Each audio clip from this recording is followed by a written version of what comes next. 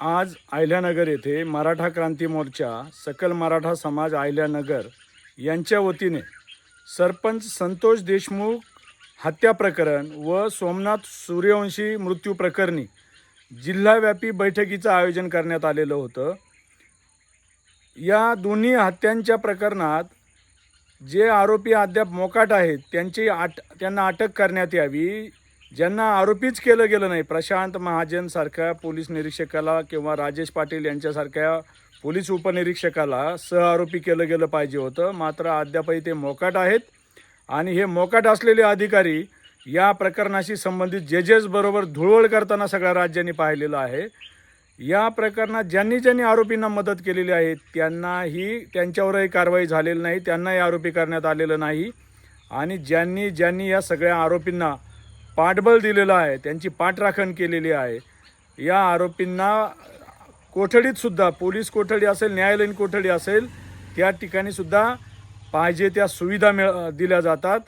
एकंदरीत या प्रकरणाकडे सरकारने गांभीर्याने पाहावं, सरकारचे डोळे उघडावेत। यासाठी जिल्हाव्यापी मोर्चाच्या नियोजनासाठी आज अहिल्यानगर येथे भरगच्च उपस्थितीत बैठक संपन्न झाली। या बैठकीला मराठा समाजाचे अनेक प्रमुख पदाधिकारी कार्यकर्ते तर उपस्थित होतेच, त्यांच्याबरोबर विविध जाती धर्मातीलही अनेक कार्यकर्ते उपस्थित होते। 13 एप्रिलला अहिल्यानगर शहरातून जिल्हाव्यापी महाजन आक्रोश मोर्चाचे आयोजन करण्याचा निर्णय आज या बैठकीत घेण्यात आला।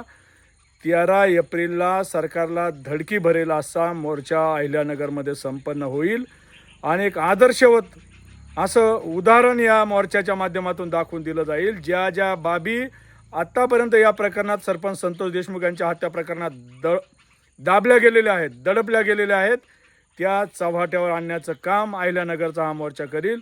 या मोर्चाच्या उपस्थितीवरूनच हा मोर्चा अतिशय मोठ्या स्वरूपात आणि सरकारला दखल घ्यावी लागेल अशा स्वरूपात पार पडेल आणि तसा निर्धार या बैठकीत करण्यात आला। या बैठकीला सर्वपक्षीय कार्यकर्ते, विविध जाती धर्मातील कार्यकर्ते आणि मराठा समाजातील सर्व प्रमुख कार्यकर्ते जिल्ह्यातील 14ही तालुक्यातून उपस्थित होते।